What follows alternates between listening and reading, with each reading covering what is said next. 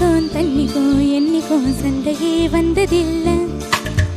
மாமன அள்ளி நீ தாவணி போட்டுக்க மச்சி நீ யாரும் இல்லை. கம்பங்கூழில் போட்ட உப்பு கஞ்சியெல்லாம் சேர்ந்த போல கண்ட போதே இந்த மூஞ்சி எரிஞ்சு போச்சு நெஞ்சுக்குள்ள.